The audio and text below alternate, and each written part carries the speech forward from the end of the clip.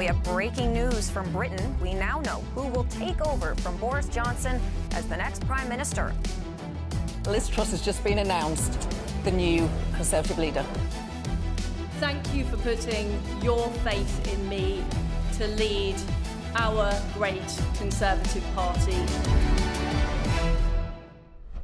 Hello and welcome to the Nexus. The UK has a new Prime Minister. Out goes Boris Johnson and in comes Liz Truss. Now, if you don't know who she is, well, this is the programme for you. Over the next 25 minutes, we're going to be looking at how she got the job and asking if she has the skill and experience to lead the country effectively. We'll also be getting reaction from the streets of London, where we encountered quite a lot of scepticism. But first, a quick reminder of how we, or rather Liz Truss, got here. I want you to know how sad I am to be giving up the best job in the world. But them's the breaks. For the past 2 months, ever since Boris announced he was resigning as leader of the Conservative Party, Liz Truss has been competing in a contest to replace him. Only Conservative MPs could enter the contest, and only Conservative MPs were given a vote. She was initially just one of 11 candidates and by no means the clear favourite. However, after several rounds of voting, Liz Truss and Rishi Sunak were the only ones left standing. The party then presented these two candidates to their members, around 180,000 people. And after lots of sometimes embarrassing debates... Liz Truss reacting as host Kate McCann fainted on air. The membership chose a winner. This was the magic moment on Monday, September the 5th. Rishi Sunak, 60,399. Liz Truss, 81,326.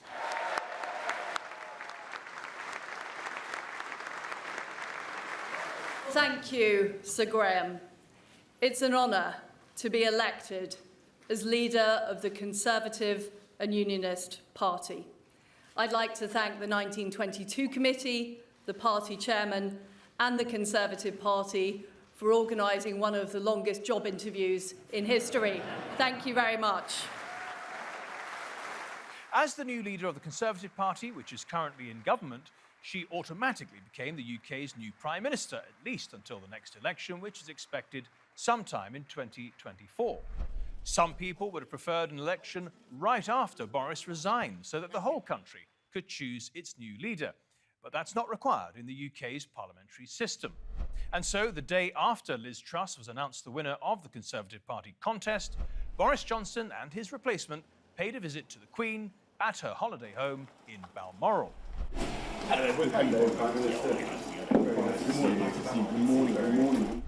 That may be the last time anyone ever called him Prime Minister. Anyway, after Boris offered his resignation to the Queen, Her Majesty then asked Liz Truss to form a new government. And then it was back down to London, where she eagerly gave this little speech outside number 10. I have just accepted Her Majesty the Queen's kind invitation to form a new government.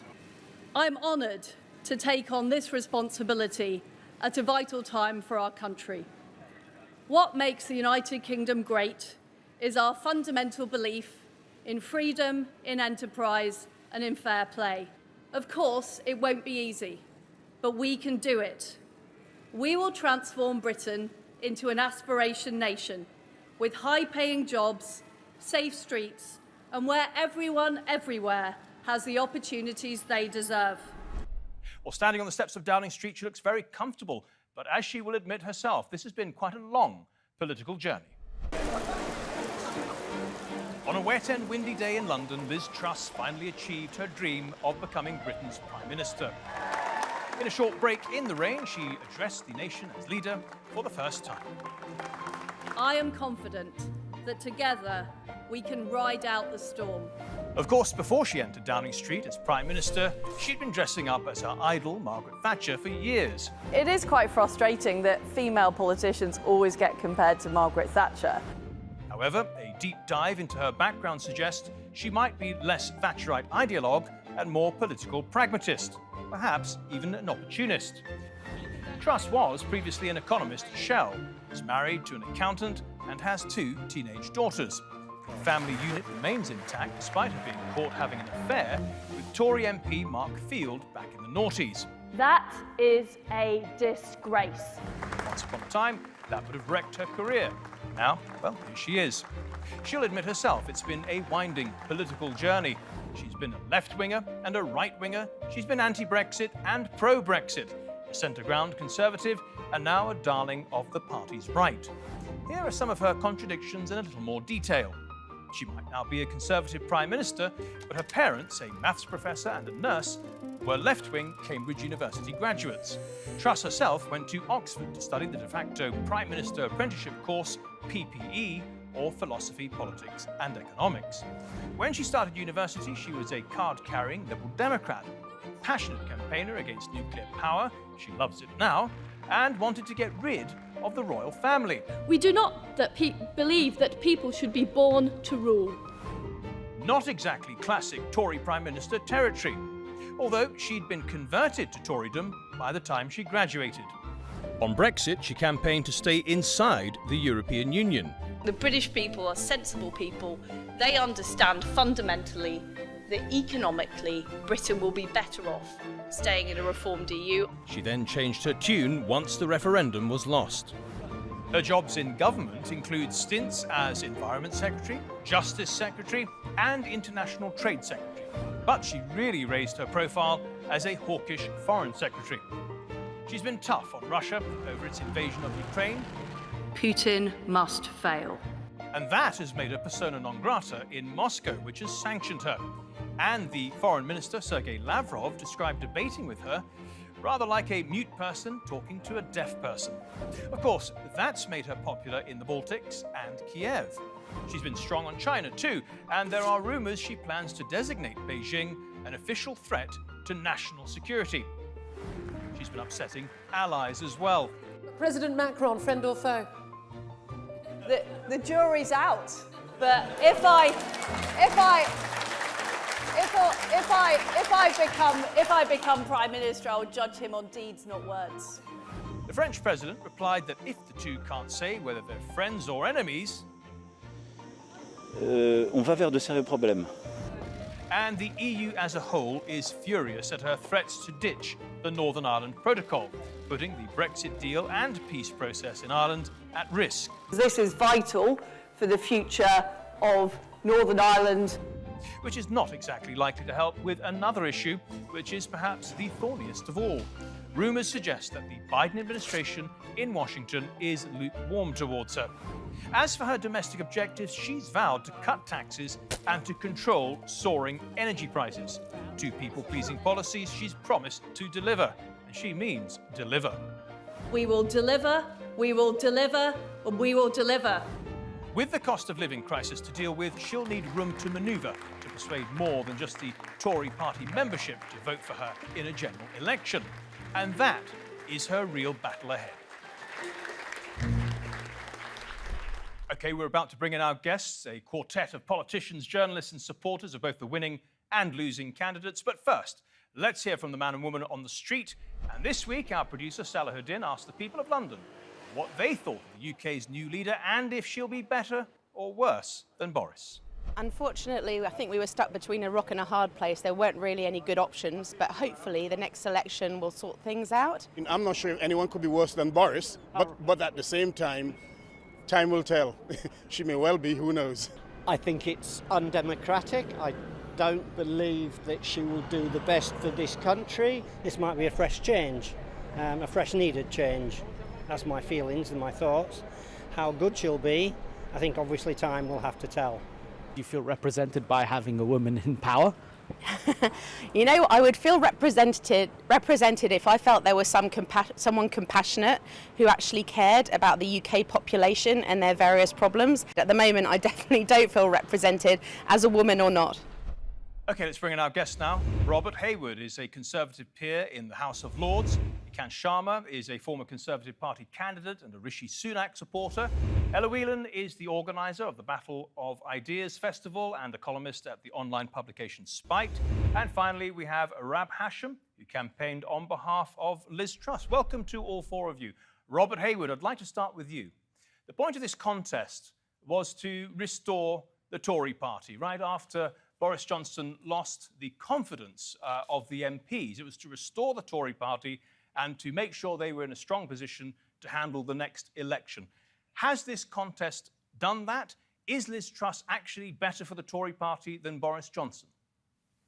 I think it's caused division, there's no question about that, but the election's not for 2 years. So when we get to a general election, we will be debating the issues and events of 2023, 2024, not what happened in summer 2022. It's a complex process. Give members the vote, because previously they didn't have the vote.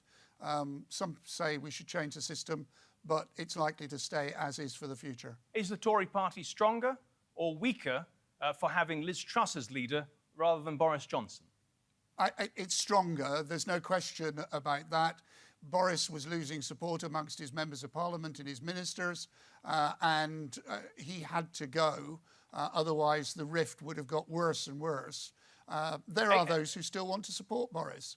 The only thing there's is, no question. I know that you warned Liz Truss that she ought to be very, very careful with her pick for cabinet ministers. Yes. Otherwise, she would create further division.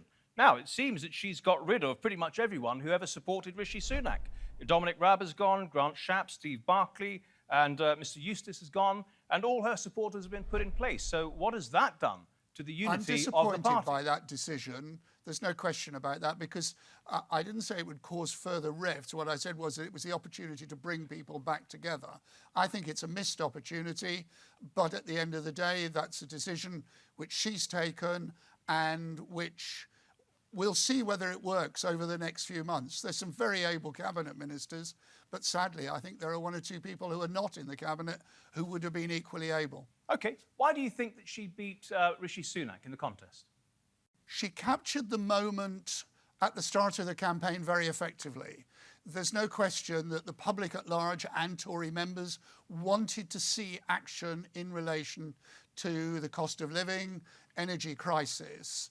And she really conveyed that message, while at the same time saying, I'm going to carry on in relation to issues such as the Ukraine in the same way that Boris Johnson had done. So there was a mood of both change and no change.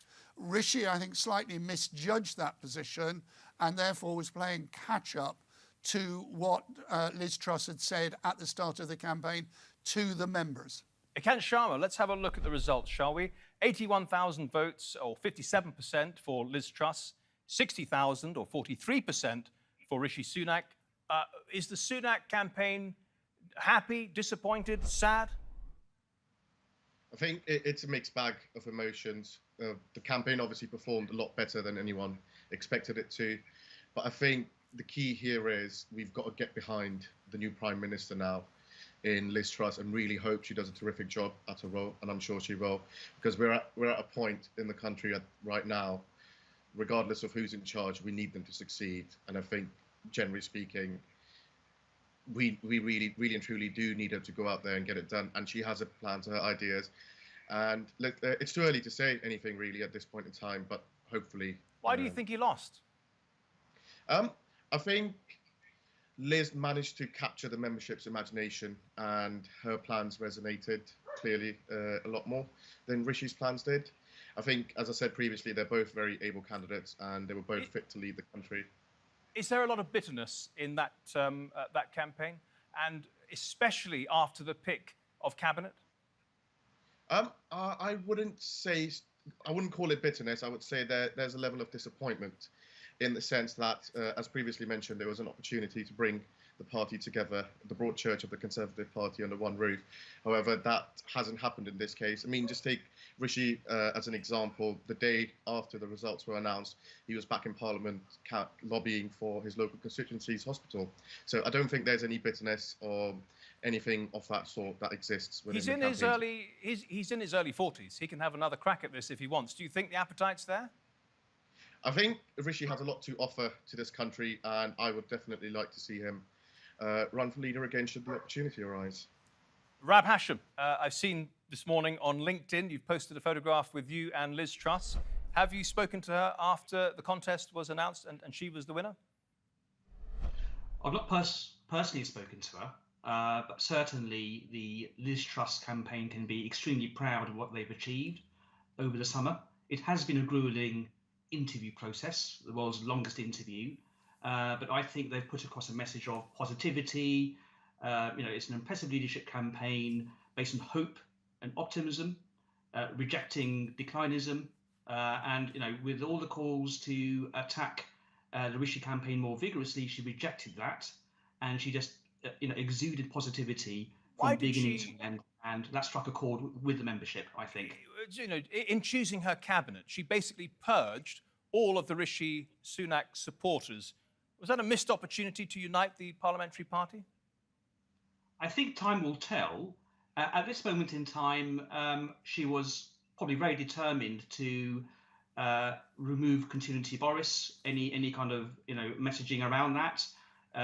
She needs a competent ministerial team to deliver.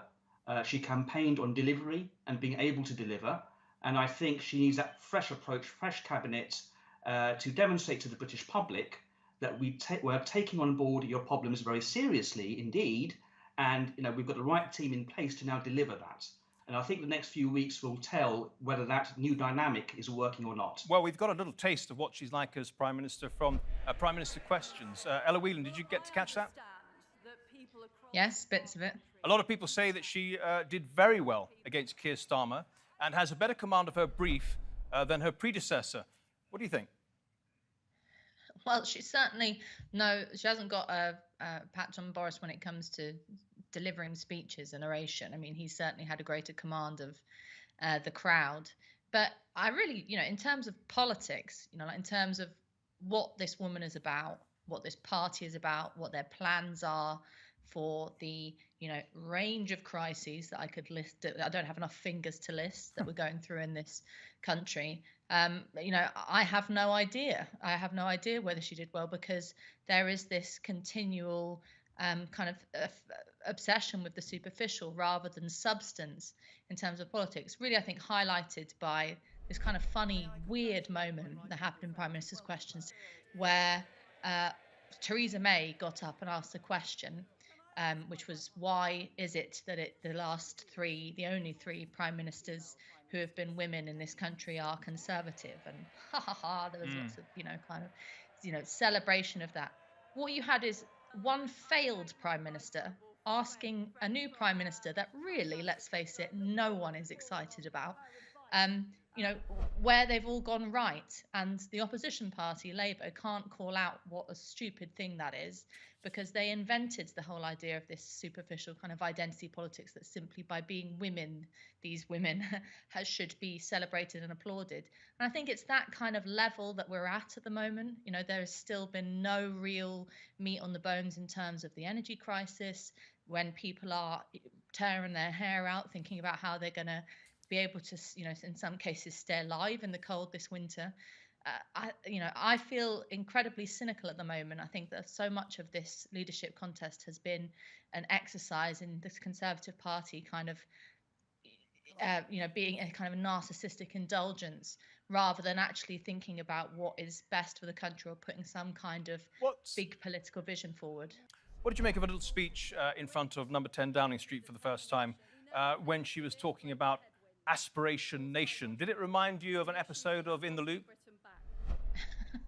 Well, everything is kind of beyond parody. And I'm sick saying that, this is like the thick of it, because you can't really compare real life to television anymore because the two have intertwined. But, Boris Johnson was often accused of boosterism and, doing a lot of talk and not actually very much action. And I think Liz Truss has probably inherited that. I mean, one of your previous speakers was talking about, use the word deliver, about 7 times. And in her speech to her fellow MPs when the result was announced, Liz Truss finished on this big finale of, we will deliver, deliver, deliver. And you want to say, deliver what? Deliver what? What is it that you're going to deliver? She's put a little bit of her policies out there, a very, very thin amount, but there you go. She says she wants to get Britain working again. She's going to cut taxes in order to grow the economy. She's going to build roads, homes and broadband. And she's going to deal, you mentioned energy, she's going to deal with energy bills by putting a cap on them. But apparently she's not willing to tax, make a windfall tax on the energy companies that are making so much money right now. You don't think that's a very convincing start in terms of setting out a policy? It's the bare minimum that you would have to do something in the short term in relation to energy bills. If a cap or a freeze or a windfall tax, whatever, that is the bare minimum. I'm talking about a political strategy in order to make sure that this crisis doesn't last 50 years, that it only lasts what we're looking at probably, a couple of years. The questions around, immediate action on fracking, on immediate action on announcing new kind of innovation and investment into energy sources, the kind of stuff that will tell a country, I'm not just here to kind of manage the next sort of few years and play around a little bit, but I actually have a big vision for this country. It's something Robert Hayward, is that coming? Yes. You can't expect a Prime Minister to make an announcement on every single policy on the first day or the first week or the first month. We're coming towards the end of the show, and I do want to pick up on a point that all the big British broadcasters were making on Tuesday night, and that was about the cabinet, her cabinet. And they were saying how, for the first time ever, a white man is not occupying one of the great offices of state.